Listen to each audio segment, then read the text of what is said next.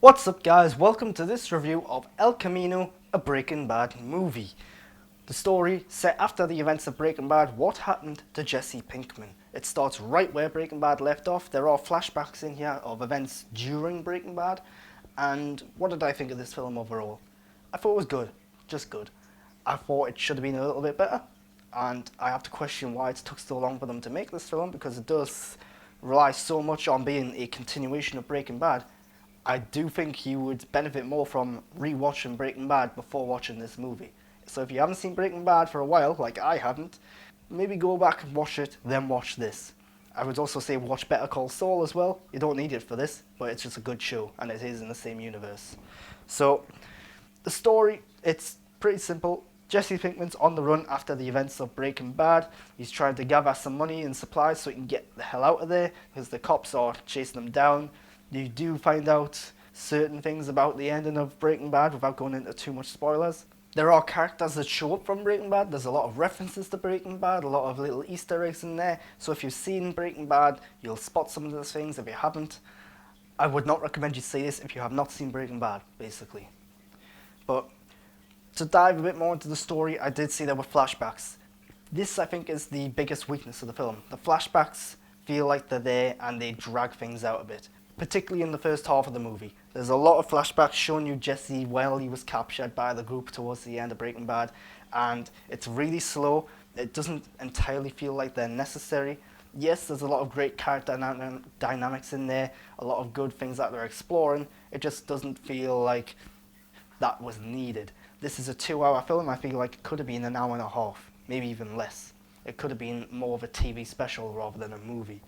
But the actual main central storyline set after the events of Breaking Bad is good. It shows you Jesse being independent on his own, trying to gather his resources, find out what the hell's going on, trying to get the hell out of there. That's all really interesting, classic Breaking Bad, like thriller material stuff.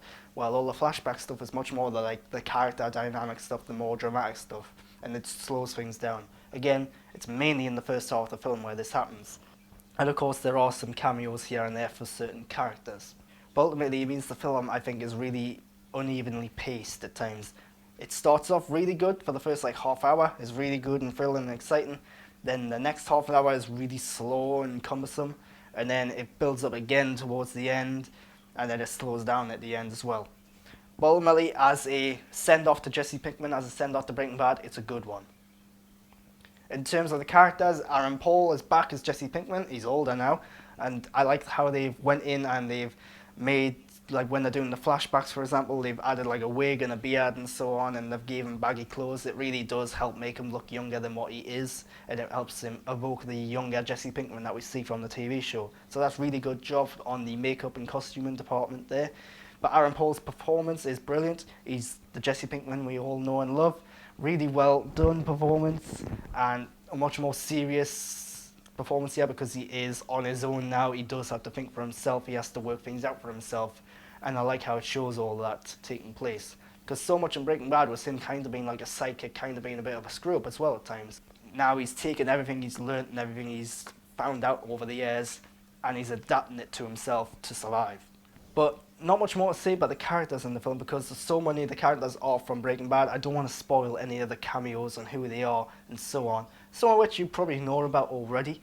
But yeah, the way in which Jesse interacts with them is really well done. The way in which they come back is really well done. And I think if you're a fan of Breaking Bad, you're going to like seeing who you see in this film. But again, a lot of it not entirely necessary.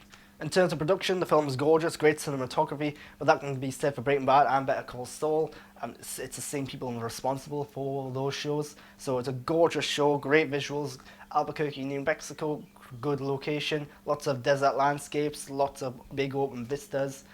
It does a good job of building to the thrills, making it exciting, and you worry for the characters in times. There's a moment about halfway through the film where Jesse's searching through an apartment. The cinematography here, where it's canting the camera on the sides, and as he's looking through every nook and cranny trying to find a hidden hiding space.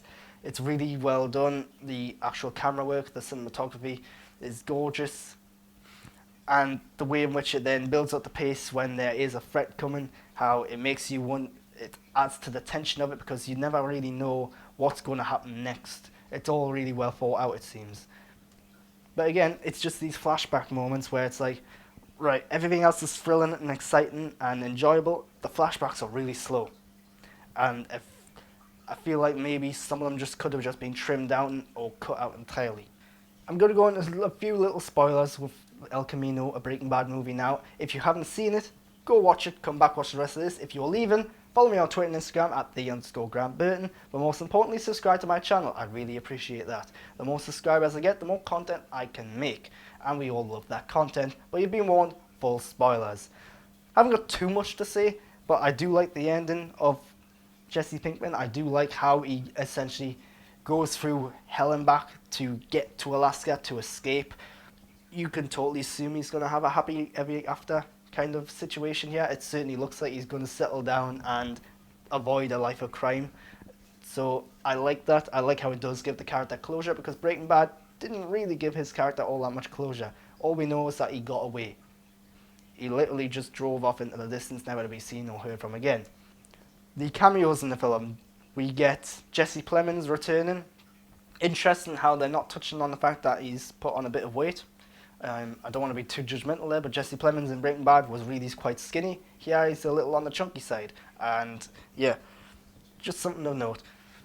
You've also got Walter White showing up. Of course you have Walter White showing up. He's only in the one scene really. And it's a great flashback. Touches on the elements, I believe it's back when in season 2 when they were still starting things out really. How it's really highlighting how they started this for really good intentions to help Walter White and his family. And it shows that Jesse Pinkman, despite the fact that they've done really bad things, he's a good person. And yeah, that was the one flashback which I felt really worked. Kristen Ritter shows up for one scene at the end to highlight the fact their relationship and where things went wrong with them and how he has to adjust and change things for the future. Really good scene, really small scene, but it's there. And that's kind of all I've got to say about El Camino. Not a lot to touch upon here, because it is so reliant on Breaking Bad, and I don't want to touch Breaking Bad too much in this review, because it's separate but it's also connected. This does feel like an epilogue to Breaking Bad. It does feel like just an extra long episode of Breaking Bad, and I have to question why it took so long for them to make this. Why wasn't this made when Breaking Bad ended? I don't know. So it feels like they've waited a long time and now they've finally done it, and it's worked pretty well for them. It is good. I do recommend it if you're a Breaking Bad fan. If you're a Better Call Saul fan, I do think you have to watch it. It does provide much needed closure for Jesse Pinkman. And just to note on the title, Breaking Bad, El Camino, a Breaking Bad movie. That to me suggests that there could be more Breaking Bad movies in the future. If it was the Breaking Bad movie, then right, okay, maybe this is the only one. But no, there's room for more, I think.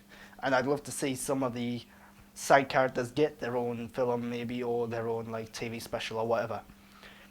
Disappointing as a big fan of Better Call Saul, as someone who kind of thinks Better Call Saul in many ways is a little bit better than Breaking Bad, that there's not a huge Better Call Saul connection in this. You've got Mike showing up in flashback form at the beginning of the movie, and that's kind of it. I'm not one for the big hidden Easter eggs though. There might be some stuff in there that I've missed out, but there's no like Saul Goodman, barely even a mention of him in fact, and yeah, that was disappointing. But then of course Better Call Saul, the TV show, is still going on. The new season I think comes out later this year, maybe even next year. So yeah, minor things really. But that's my review of El Camino. I hope you've enjoyed it. Thanks for watching.